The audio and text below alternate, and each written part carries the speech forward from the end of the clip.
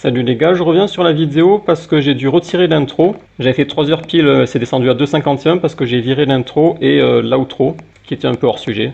Parce que Alibaba et certains de ses abonnés ont cru dans l'intro que je voulais tuer Alibaba, que c'était une menace de mort. Donc on va revenir sur cette intro avec la fameuse grenade. C'est bien sûr pas une grenade que je veux lancer sur Alibaba. Je cherche ma vidéo sur le diamant gardé.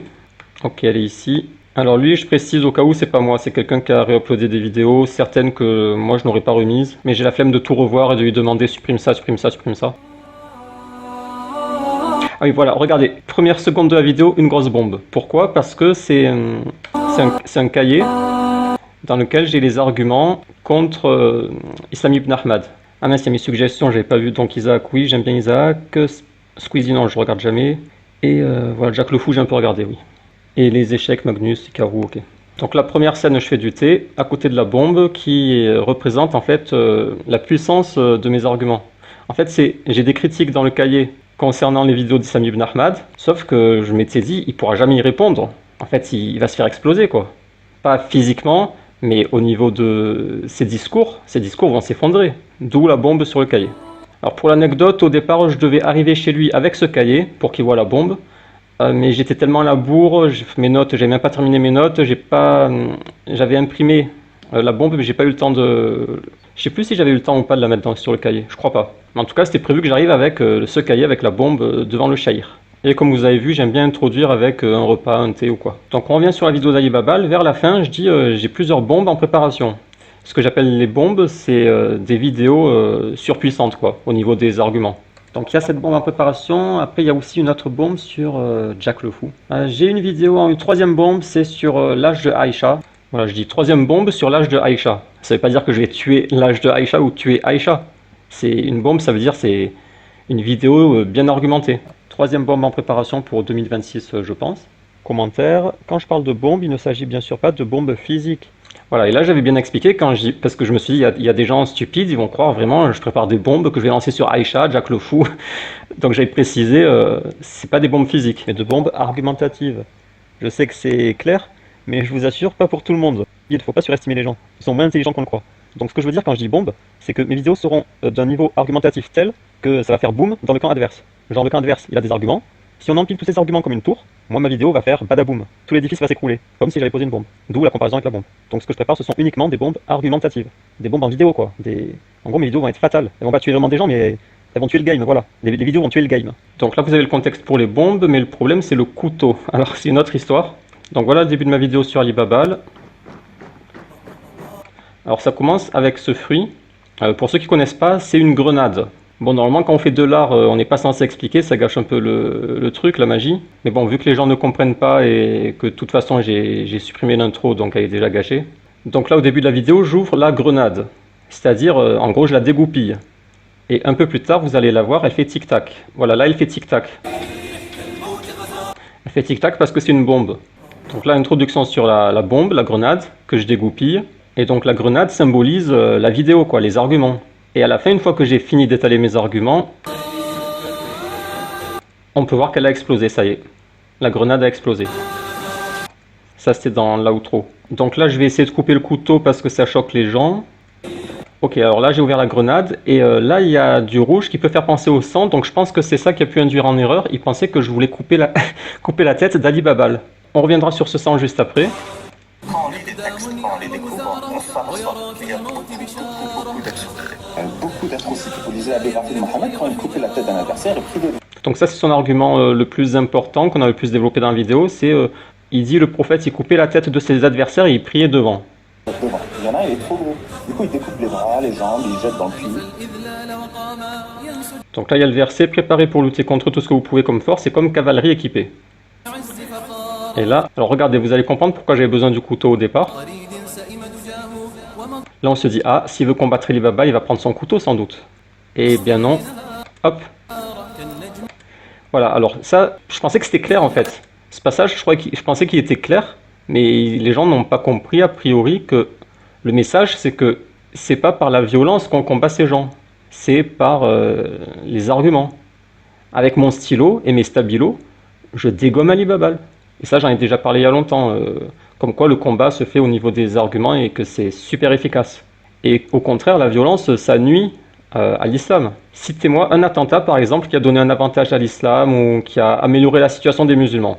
Trouvez-moi un attentat. Je ne crois pas que ça existe. Hein. Donc ça a toujours été mon message, délaisser les armes pour prendre les stylos. Donc à partir de là, je m'étais dit, c'est clean, ma vidéo est clean, il n'y a pas d'ambiguïté. Mais voilà, les islamophobes et Ali Babal, ils ont eu peur. Ali Babal, il croyait que je voulais le tuer. Donc il a dit, je vais porter plainte, je vais signaler, je vais porter plainte. Donc je l'ai contacté, je lui ai dit, non mais porte pas plainte, je ne veux pas te tuer, fais tes signalements si tu veux, mais porter plainte, c'est trop la galère après. Parce que la plainte, c'est pas juste t'es convoqué au tribunal et puis voilà, ça s'étale sur des années. Donc Ali Babal a accepté de ne pas porter plainte, mais il dit ta vidéo, ton intro reste quand même dégueulasse. Bref, on va continuer. Voilà, les livres.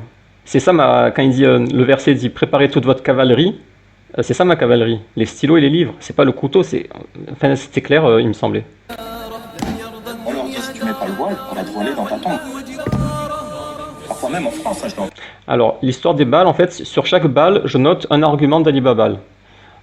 Donc il y a la baleine, le châtiment de la tombe, et surtout la tête. En fait, c'est Ibn Mas'ud qui a coupé la tête d'Abu Jahl. J'ai entendu le discours dans les mosquées. Allah va vous expliquer que peut-être la terre est posée sur une baleine. Peut-être, hein, c'est pas sûr. C'est un endoctrinement dur. Moi, j'ai grandi au Moyen-Orient, je sais. On leur dit si tu mets pas le voile, on va te voiler dans Ok, donc là, l'argument d'Ali Babal, la tête d'Abu Jahl. ta tombe. Alors après, il y a un nouvel acteur qui arrive en scène, Ukasha, qui a un argument, c'est pourquoi tel nombre, pourquoi tel nombre. Pourquoi pas 6 ou 8? Pourquoi? Et un autre acteur, je sais plus son Bruno, lui aussi il a un argument, c'est Jésus a bien été crucifié, il y a la preuve, la preuve par les historiens. Ce point aussi crucial ne se retrouve pas. Voilà, donc de nouveaux arguments que je réfute dans cette vidéo. Il n'y a pas le nom des arguments dessus parce qu'en vrai je les ai pas notés sur les balles dans la vidéo. Je savais que j'étais destiné tôt ou tard dans ma vie à quitter l'islam. Il y a Anguille sous roche.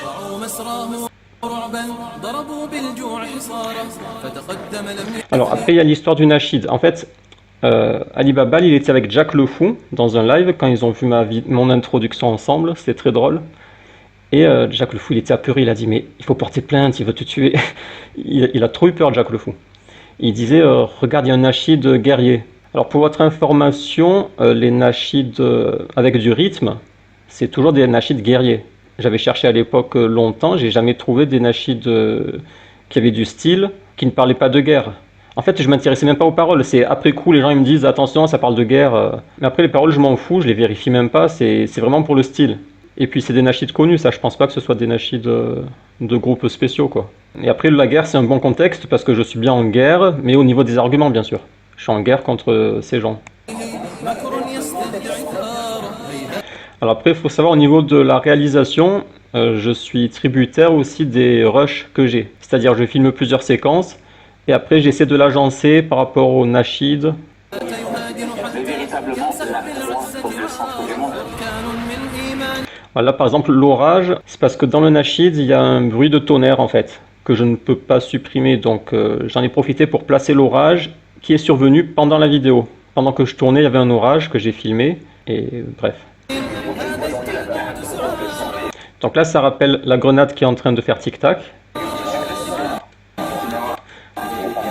Alors là, faut savoir quand tu fais de l'art, tu ne prévois pas tout à l'avance. Il y a beaucoup de choses, je pense que c'est la plupart des choses que tu peux trouver a posteriori.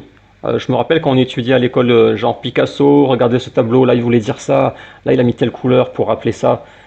En fait, on se dit, mais t'es sûr qu'il a pensé à tout ça, Picasso? Et moi, ce que j'ai remarqué, c'est que quand j'essaie de faire de l'art en vidéo, souvent, après coup, je me dis, ah, mais là, il y a ce sens, ah, mais là, on peut voir ce sens. Mais au départ, j'avais pas pensé. Donc là, par exemple, les 3 PC, j'avais pas pensé, mais ça peut rappeler les aquariums avec les têtes qu'on voit plus tard dans la vidéo. Et là, quelque chose que j'avais pas prévu aussi, c'est que la caméra va bouger en même temps que les yeux d'Ali Babal. Vous voyez? On dirait qu'il tourne la tête et hop, mais ça, j'avais pas prévu. Alors là, j'ai essayé de régler le mouvement avec un effet sonore qu'il y avait dans un Nachid.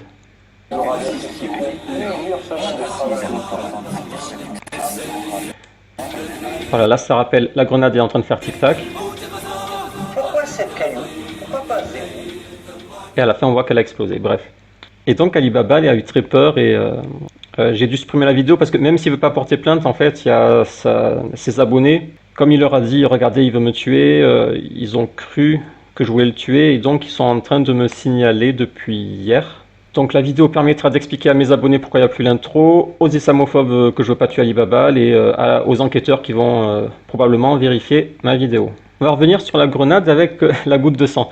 En fait, je pense que c'est là qu'il peut y avoir une ambiguïté. On se dit, ah, ça veut dire qu'il y a le sang. Alors, il veut couper la tête d'Alibaba. En fait, vous n'avez pas compris que j'ai pris une grenade exprès parce que ça s'appelle une grenade. Parce que la vidéo, c'est une bombe. Si je voulais faire la tête, j'aurais pris, je pense, un pamplemousse. Parce que je sais que quand on ouvre un pamplemousse, c'est rouge, rouge vif. Et là, la grenade, ça a un autre sens. Après, pour l'anecdote, en fait, j'ai jamais mangé de grenade. Je savais pas du tout que ça allait faire un truc rouge. Déjà, c'est très cher, c'est dans les 2 € une grenade. J'avais prévu aussi dans mes autres vidéos que j'ai annoncées, comme l'âge de Aïcha, qui sera une vidéo avec une démonstration inédite par rapport à l'âge de Aïcha. Les vidéos que j'ai annoncées, dont j'ai dit que ce seraient des bombes, je comptais aussi utiliser des grenades dans les vidéos. Mais là, c'est la première fois que j'ouvrais une grenade, donc, et j'avais pas pensé que ça aurait pu faire penser au sang, et donc... mais de toute façon, c'est clair après que je remplace le couteau par... même, admettons, c'est du sang. Il est trop gros. Du coup, il découpe les bras, les jambes, il jette dans le puits.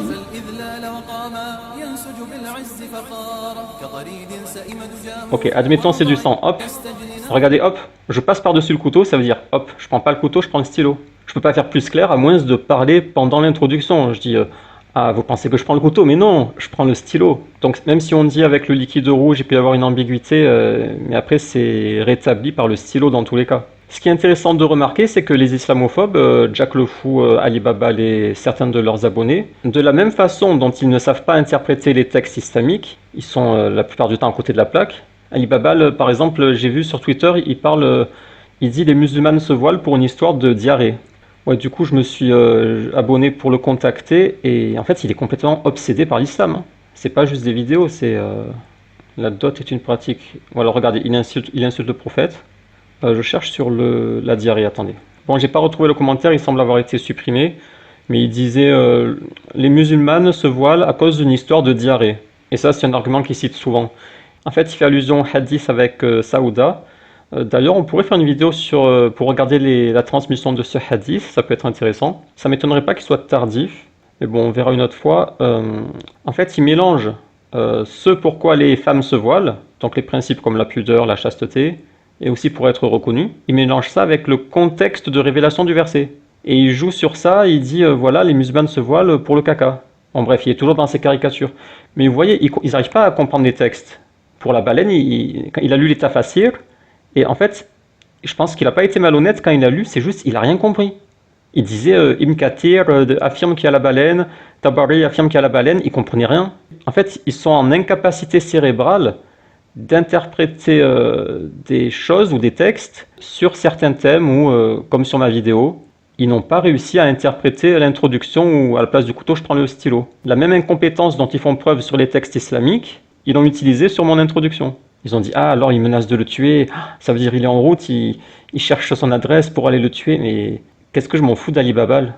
Pour moi c'est un clown et je pense pas qu'il nuise à l'islam en vrai. Au contraire, moi j'y vois aussi un bien, c'est qu'ils permettent de filtrer. Quand ils disent j'ai fait apostasier un tel, j'ai fait apostasier un tel, ça permet de filtrer et que les faux musulmans puissent sortir de l'islam. Après, bien sûr, si c'est quelqu'un qui a vraiment été piégé sincèrement, c'est triste. C'est pour ça que certains répondent aux arguments. Mais je pense que dans la plupart des cas, c'est des hypocrites qui étaient dans la religion et grâce à eux, ils sortent. Et ça fait du nettoyage. Moi, je vois pas ce qu'ils font très négativement à ce niveau. Bref, donc voilà, il n'y a que la goutte rouge qui pourrait donner l'ambiguïté. Je pense que le rouge, ça vient des graines. Alors en fait, je vous explique un truc. Dans la vie, moi, je suis du genre paumé. C'est-à-dire, comme je suis un peu reclus, je suis pas trop en société, je me mélange pas trop aux gens. Depuis que je suis sorti de l'école, j'ai pas d'amis en fait. Je fréquente pas les gens, je suis solitaire. Et donc, j'ai pas trop les conventions sociales et il y a beaucoup de connaissances que j'ai pas sur la vie quotidienne. Genre, quand je vous dis je m'attendais pas à ce qu'il y ait du rouge, c'est vrai. Pour vous donner un exemple, aujourd'hui, j'ai lancé une machine à laver la vaisselle. En fait, j'avais chez moi une machine à laver la vaisselle depuis longtemps. Une vieille machine, je savais même pas si elle marchait encore. Mais moi, je fais la vaisselle à la main parce que j'ai l'habitude et j'ai pas confiance à la machine. Parce que la machine, je me dis, elle va faire quoi? Elle va jeter du produit et de l'eau et elle va pas frotter la machine. Et aujourd'hui, je l'ai installée, cette machine. Je l'ai faite tourner sans rien parce qu'elle est très vieille. Et après, j'ai mis quelques articles dedans. Donc j'ai mis quelques cuillères, j'ai mis une casserole. En fait, pour la casserole, j'avais pas du tout confiance, mais je me suis dit, bon, tant qu'à la lancer, je vais quand même tester. Ça me permettra de faire un test. Donc j'ai mis la casserole dans laquelle il restait un fond de lait un peu séché. Je me suis dit, bon, il n'est pas trop séché, donc je vais lui donner cette casserole. Je vais lui donner une autre casserole avec un peu de reste. Bon, je l'ai rincé avant, mais il y avait encore des trucs collés, quoi. Et je lui ai donné un bol que j'ai fait exprès de ne pas laver, j'ai juste rincé. Et il y avait encore des saletés. Un deuxième bol, mais qui était plutôt propre. Bref, je lui ai donné 4 gros articles et 2 cuillères. J'ai lancé la machine et à la sortie, j'ai été choqué. En fait, c'est comme dans les pubs. Ça lave vraiment. Je sais pas comment il a fait, mais il a réussi à laver les casseroles. Elle était encore mieux lavée que quand je lave moi, en fait. Parce que c'est une vieille casserole et il y a des endroits où tu n'arrives pas à faire partir. Mais lui, il a réussi. Je sais pas comment il a fait. Bref, cette anecdote, c'est pour vous dire que dans la vie, moi, je suis un gars paumé. Faut pas croire que j'ai tout calculé, que là, je savais qu'il y avait la goutte de sang qui allait tomber. Je savais pas qu'il allait avoir ça. Ça m'a même éclabousé sur mon PC, là. Bref, donc voilà pour la vidéo. Quand on lit des textes, quand on les découvre, on s'aperçoit qu'il y a beaucoup d'absurdités. Beaucoup d'atrocités. Vous lisez la biographie de Mohammed, quand il coupe la tête d'un adversaire, il est pris devant. Il y en a, il est trop gros. Du coup, il découpe les bras, les jambes, il jette dans le puits.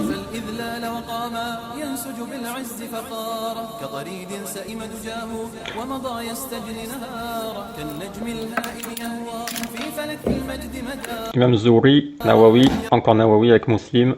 On leur dit, si tu mets pas le voile, on va te voiler dans ta tombe. Et badaboum.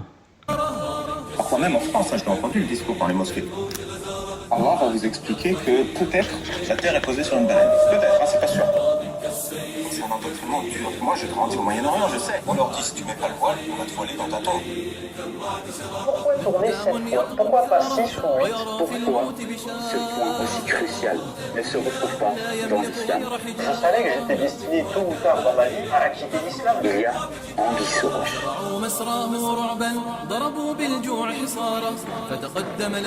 Moi j'aime bien l'intro, elle est cool, hein. Mais véritablement, la croix comme le centre du monde.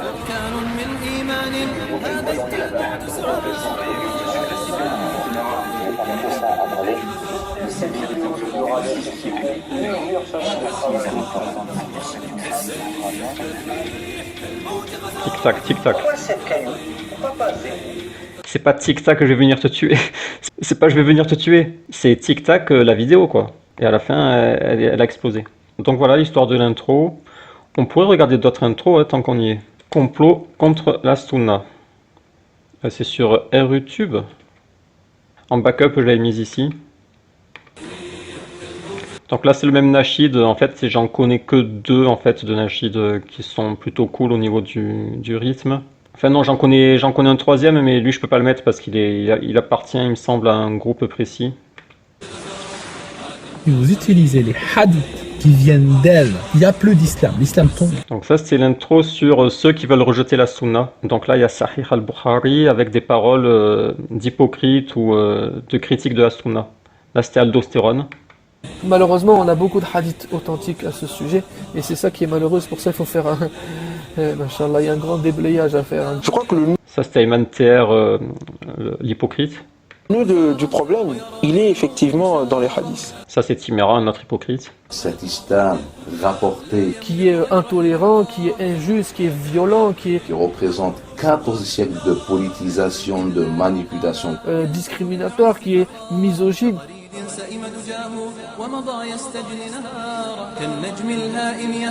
Ah, et là, j'avais pris des exemples de gens qui traduisent des livres et qui sont honnêtes dans leur traduction. Donc ça, c'était... comment il s'appelle? Nazi, Imran... Non, je sais plus. Un Pakistanais. Ça, c'est Serge. Ça, c'est Moussa Ferber. Et ça, c'est ceux qui... Voilà, là, ils vont combattre contre les hypocrites. Comment? Pas avec les épées, mais avec leur travail de traduction. Lui, par exemple, il traduit du fiqh shafi'ite. Ça, c'est Islam ibn Ahmad, RIP 2014, parce qu'il a changé depuis cette date, il a changé. Avant, il défendait la sunna, maintenant, il a démoli. Donc là, il y a le bruit d'épée. Parce qu'ils combattent les hypocrites en défendant l'islam authentique. Ils n'ont pas vraiment une épée, vous comprenez. Mais symboliquement, c'est comme s'ils avaient une épée. Lui, il dit, ces gens, ils veulent la capitulation éternelle. Ils veulent se soumettre éternellement.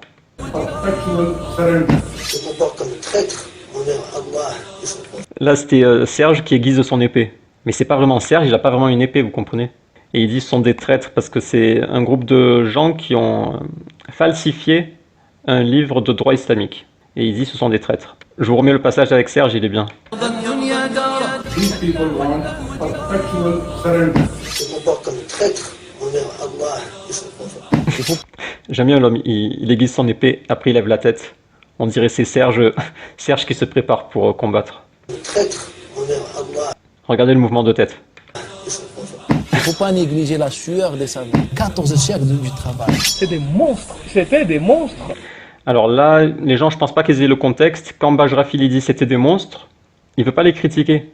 Il dit c'était des monstres de science. Ils étaient incroyables les savants à l'époque.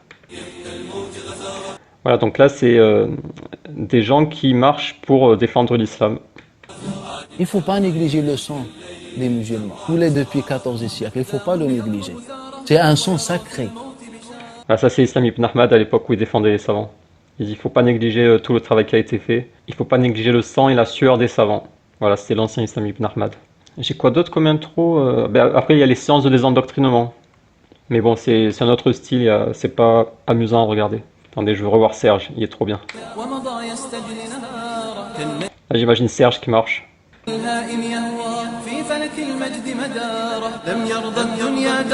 These people want perpetual surrender. Se comportent comme traîtres envers Allah et son prophète. Il ne faut pas négliger. Il me fait rire Serge quand il lève la tête. These people want perpetual surrender. Se comportent comme traîtres envers Allah et son prophète. Il ne faut pas négliger la Il est déterminé. Hein. These people want perpetual surrender. Se comportent comme traîtres envers Allah et son prophète. Sinon la nouvelle intro, le passage que j'aime bien, c'est... Ouais, la baleine, il est pas mal. Alors en fait la baleine, j'avais pas pensé à la mettre au début. C'est en faisant la vignette de la vidéo, je voulais ajouter la baleine pour faire plus joli. Au début sur la vignette, il n'y avait pas la baleine. Après je me suis dit ce serait plus joli si je l'ajoute. Au niveau des couleurs et c'est amusant l'histoire de la baleine. Donc j'ai ajouté la baleine, j'ai réexporté la vidéo, j'ai supprimé l'ancienne que j'avais déjà mise sur YouTube, j'ai remis la nouvelle sur YouTube. Tout ça pour la baleine. Du coup, il découpe les bras, les jambes, il jette Ah oui non, en fait ce que j'aime bien c'est quand il y a les versets, regardez. les jambes, il jette dans le puits.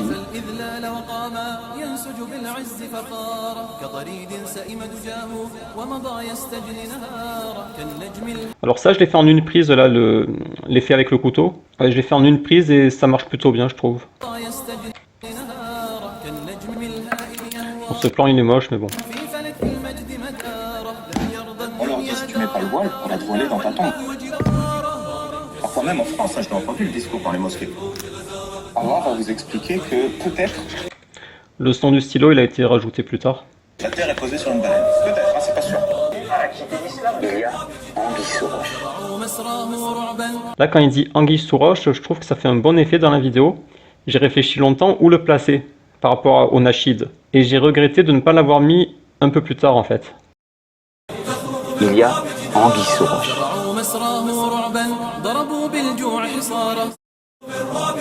Il y a Anguille sous roche.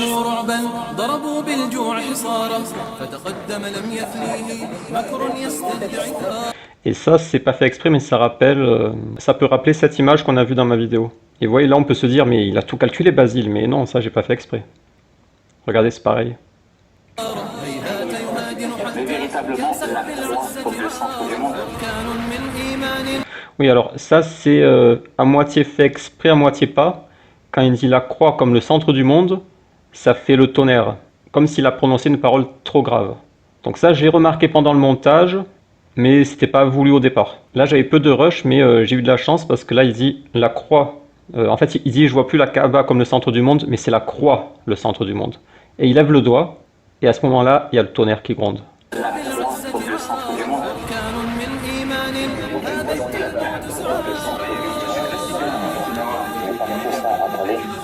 c'est le Voilà, les moments sympas, c'est ça, la croix, comme le centre du monde. avec le tonnerre, ça c'est cool. Et Anguille sous roche, il est bien aussi. Il y a Anguille sous roche. Là où il y a Anguille sous roche, c'est pas dans l'islam, c'est dans ton discours. Ton discours n'est pas cohérent. Il y a Anguille sous roche chez toi en fait. Mais mon préféré, c'est... j'aime bien là, moi. Pris devant. Il y en a, il est trop gros. Du coup, il découpe les bras, les jambes, il jette dans le puits.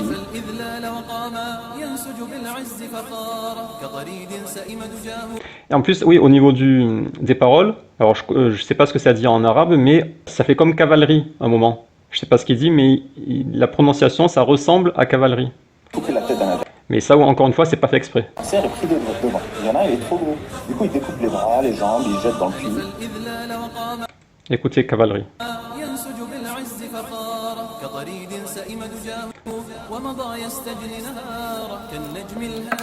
Ouais, il est cool le passage du stylo. On leur dit si tu mets pas le voile. Ouais, bref, c'est dommage pour l'intro que j'ai dû la supprimer, mais bon.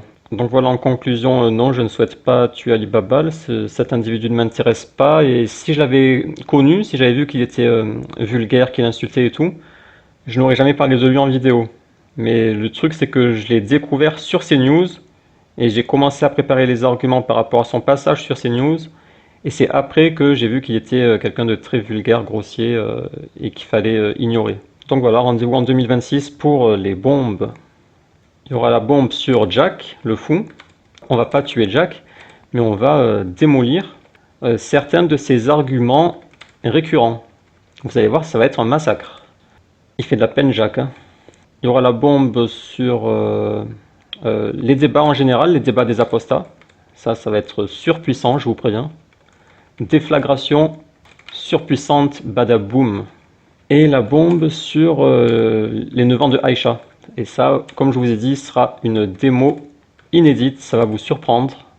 Et ça va être aussi assez puissant. Je ne vais pas dire surpuissant, mais puissant. Donc voilà, les 3 bombes en préparation pour 2026. Plus des vidéos sur un thème inédit et le hadith. Ça, c'est mon rêve, de faire des vidéos sur le hadith. Mais à chaque fois, je suis retardé.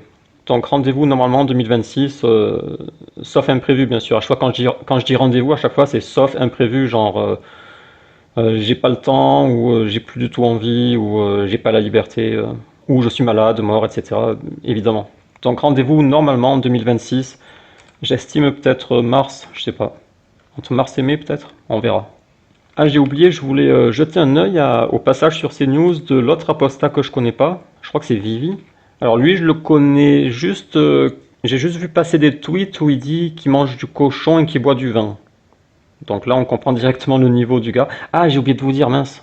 J'aurais dû le dire plus tôt, mais voilà, quelques corrections par rapport à la vidéo. Correction, c'est chaud de ne pas faire d'erreur en 3 heures de blabla. Oui, en 3 heures de blabla, c'est impossible pratiquement de ne pas faire quelques erreurs. Donc déjà, la première balle, quand je réponds à Ali Babal, je lui dis le hadith n'est pas authentique. Sauf qu'il n'a jamais prétendu qu'il était authentique. Donc au début, je réponds un peu à côté sur le premier argument, mais plus tard, je reviens dessus et je réponds correctement. Donc c'est pas trop problématique, ça va. Quand je dis que Bruno a étudié de longues années à Médine, quelqu'un m'a signalé que c'était faux, il n'a étudié que brièvement. Bruno, c'est lui. J'ai dit ok, si on peut l'appeler spécialiste si vous voulez. Parce qu'il a longtemps étudié à Médine, mais en fait non, apparemment il n'a pas étudié longtemps à Médine. Mais bon, normalement il a un niveau supérieur à Oukacha et aux autres. Quand je parle du fromage, j'ai fait un amalgame, car il s'agit d'un autre problème que l'urine. Donc c'est un peu hors sujet, mais encore une fois, c'est pas trop problématique. Donc c'est juste quelques approximations ou erreurs qui nuisent pas vraiment à mon argumentaire. Car ça reste valable pour l'urine, l'urine peut rester coincée, macérée, ça peut faire des infections, etc. On va pas faire une réfutation comme Ali Babal, mais juste par curiosité, je vais voir. Le musulman a fait un attentat et on dit que c'est un musulman, donc forcément on stigmatise tous les musulmans. On parle beaucoup de l'islam, l'islam fait peur. Donc forcément moi ça m'a attiré vers ça, j'ai voulu savoir est-ce que c'est vrai ce qui est dit. Et d'apparence, c'est pas vrai. J'ai cru que c'était pas vrai. Donc forcément moi j'étais en quête de vérité, j'étais en quête de sens, de spiritualité. Donc j'ai accepté l'islam comme j'aurais pu accepter on va dire une autre religion. Bon le concours de circonstances c'était l'islam. J'ai commencé par être musulman modéré, vraiment par ignorance, parce que j'acceptais on va dire l'islam, les 5 piliers, je faisais le ramadan, donc des choses très basiques. Mais lorsque j'allais à la mosquée, tous les vendredis, c'est une obligation dans l'islam, on est obligé d'aller à la khutba le vendredi. Et d'ailleurs si on n'y va pas, le prophète Mohammed a dit il faut brûler les maisons de ceux qui ne vont pas faire la prière. Donc après vous allez me dire mais on vit en France, ce n'est pas appliqué en France, mais le principe... Donc là vous voyez toujours le même problème, ils comprennent pas les textes. Tu crois que quand le prophète dit il faut brûler les maisons des gens qui vont pas prier, il faut vraiment les brûler? Comment il peut être bête comme ça? Hadith, brûler maison, joue-moi, que les hommes cessent de laisser la prière en groupe, ou sinon je vais certes brûler leur maison. Donc là, il faudrait faire un travail de recherche, recoupement, tracer un arbre, etc. Ça pourrait être intéressant. En fait, chaque hadith m'intéresse, moi. Si j'avais le temps, je ferais des arbres sur tous les hadiths. Mais bon, lui, il croit que le prophète, il dit, si tu vas pas à la mosquée le vendredi, faut te brûler ta maison. Vraiment, il croit ça. On me sert un islam de paix, d'amour et de bienveillance. Je m'enfonce encore plus dans cet islam de paix qui me fait du bien intérieurement. Moi, ça me faisait du bien. J'étais heureux. J'étais dans de la spiritualité, ça me faisait du bien. Et j'ai vu qu'on m'a menti. J'ai vu qu'on m'a dupé et ça m'a fait mal. Alors, juste avant de voir comment sur cet islam de paix. Alors ça, c'est vrai, oui. Ça, je l'ai toujours dénoncé, que les imams, ils mentent. Paix, amour, tolérance, c'est pas vrai, oui. J'ai beaucoup de questions. Mais après, il faut pas exagérer, il faut pas dire brûler les maisons, machin, la baleine. Après, ils partent dans les exagérations. Ils pourraient dire, ok, j'ai remarqué c'est pas paix, amour, tolérance, j'ai été trompé, je suis sorti, ça y est. Mais ils se contentent pas de ça. Ils utilisent les textes pour les déformer, les caricaturer, et après faire leur propagande. Radical, tout simplement, j'ai vu qu'on m'avait menti. J'ai vu qu'on m'avait menti. Ça, c'est vrai, oui, les imams, ils mentent. On me disait dans les mosquées, je précise, Non, mais là, c'est quand vous avez ouvert les yeux. Oui. Mais comment est-ce que... Après, toi, maintenant, en réponse au mensonge, toi, tu mens dans l'autre sens? Est-ce que ça veut dire, est-ce que tu es contre le mensonge alors? Si toi aussi tu te mets à mentir. Alors tu valides le mensonge, tu es d'accord pour qu'on vive dans le mensonge, les gens ils mentent. Si tu es contre le mensonge, ne mens pas. Dis les choses exactes. On ne doit pas cohabiter avec les non-musulmans. Par exemple, quand je lisais le hadith avec le feu. J'aimerais comprendre pourquoi vous avez été condamné à l'apologie pour le terrorisme. Vous avez été condamné, vous avez fait 3 ans et demi de prison. Pourquoi? Qu'est-ce que vous avez fait comme ça? Pourquoi Ah, il a fait la prison, je savais pas. Alors la condamnation, je tiens quand même à le préciser, je n'ai pas été condamné pour association de malfaiteurs, j'ai été condamné pour le délit d'apologie du terrorisme. Et ce n'est pas pour amoindrir mon acte que de préciser ça, mais c'est quand même, je pense, important. Mais qu'est-ce que vous avez dit? Qu'est-ce que vous avez fait? Je vous donne un simple exemple. Je racontais sur les réseaux sociaux, par exemple, qu'une personne avec une autre orientation sexuelle que la mienne, une personne homosexuelle n'a pas le droit de vivre, doit perdre la vie, donc doit être tuée, parce qu'il est homosexuel. Je disais la même chose sur... Ouais, sur l'homosexualité, il n'y a pas de liberté d'expression. Il s'est fait piéger. Parce que la France, ils disent on a la liberté d'expression, mais ils mentent. Et si tu t'exprimes, ça y est, ils te mettent en prison. Apostat. Et il y avait d'ailleurs des musulmans qui me disaient tu es un psychopathe. Il y avait certains musulmans, parce qu'il y a d'autres musulmans qui validaient ce que je disais, qui me disaient tu es un psychopathe. Et moi, là où ça m'a radicalisé encore plus, comment peut-on me dire que je suis un psychopathe alors que le prophète de l'islam lui-même l'a dit Man badala dinahu faqtuluhu. Donc en arabe, ce qu'il dit, je vais traduire. On comprend pas le dit. Donc en arabe, quiconque change sa religion, tuez-le. Et là je reviens au point de départ, il y a des musulmans qui me disent ça doit être appliqué seulement dans un pays musulman ou un État islamique, Dawlat Islamia, mais le principe même n'est pas à valider, on est vraiment dans ce problème-là. David. Il était d'accord avec le principe, alors ça veut dire c'est possible d'être d'accord avec le principe. Et alors pourquoi maintenant tu n'es plus d'accord? Vous êtes condamné, vous faites 3 ans et demi de prison, et puis un jour, à un moment, vous ouvrez les yeux et vous devenez même un apostat menacé de mort. Comment vous expliquez tout ça? Et qu'est-ce qui s'est passé concrètement? Comment vous avez ouvert les yeux? Alors j'ai ouvert les yeux par souci. Donc c'est ça qui est intéressant. Pourquoi il a quitté l'islam alors qu'il a prouvé même la peine de apostat? Honnêteté en fait, parce que moi quand j'ai épousé, on va dire, bon j'utilise ce terme, mais quand j'ai rejoint on va dire l'islam, que j'ai adhéré à l'islam, j'ai eu un souci d'honnêteté où j'ai voulu me plonger dans l'orthodoxie, dans l'islam des origines. Donc au début ça s'est fait progressivement, j'ai été modéré et je précise bien par ignorance. Ensuite j'ai vu qu'on m'avait menti, je me suis radicalisé. Comment vous avez vu qu'on vous a menti? Dans les mosquées, de par l'entourage. Avant ou après la prison? Non, avant la prison je me suis radicalisé. Mais quand est-ce que vous avez ouvert les yeux? Après la prison? Est-ce que la prison vous a aidé à ouvrir les yeux? Ça c'est il y a longtemps j'avais dit ça, les imams ils mentent et après quand les gens ils vont ouvrir les livres, ils vont voir c'est pas paix, amour, tolérance, ils vont leur en vouloir. Après ils se vengent comme ça. Mais en fait, ce qui est compliqué, c'est que ça s'est fait progressivement. C'est-à-dire que quand j'étais en prison, je lisais des livres, je regardais la télévision et j'avais un discours contraire au discours islamique que je m'abreuvais constamment. J'ai fini par sortir du déni, que ce n'est pas normal d'accepter ce que j'accepte au nom de l'islam, même si ça fait partie intrinsèquement de l'islam. La peine de mort des ex-musulmans fait partie de l'islam. Le simple fait de critiquer l'islam est condamné à mort en islam. Donc, et si vous voulez, moi, j'arrive à un moment. Ok, ouais, je vois ce qu'il veut dire. En fait, il a un manque de cohérence, mais je peux pas développer ce point. Alors pourquoi je critique l'islam? De la même manière qu'il n'est pas possible de critiquer l'islam sous peine de mort. C'est-à-dire que moi je dis parfois, quand on a une critique sourcée, textuelle, parfois du judaïsme. Il dit je peux pas critiquer l'islam sinon on me tue. Non, personne va te tuer. C'est dans certains pays musulmans que là tu es en danger si tu critiques l'islam. En France, tu as la liberté totale de critiquer l'islam. La liberté que tu n'as pas et donc celle pour laquelle tu dois te battre, celle que tu dois réclamer, c'est par exemple la liberté qui t'a fait mettre en prison. La liberté, tu n'as pas pu critiquer les homosexuels. L'État te force à accepter l'homosexualité comme une chose normale. Tu te rebelles contre ça, tu te fais punir. Après, ça dépend par rapport proportionnellement à ce que tu as dit. Si tu dis faut les tuer, ok, la prison. Si tu dis moins que ça, moins de prison, ou en deçà. Mais si tu veux vraiment combattre dans ton contexte pour ta liberté, c'est pas contre l'islam que tu dois combattre. Dans les pays musulmans, ce serait ok, je comprends ton combat dans les pays musulmans.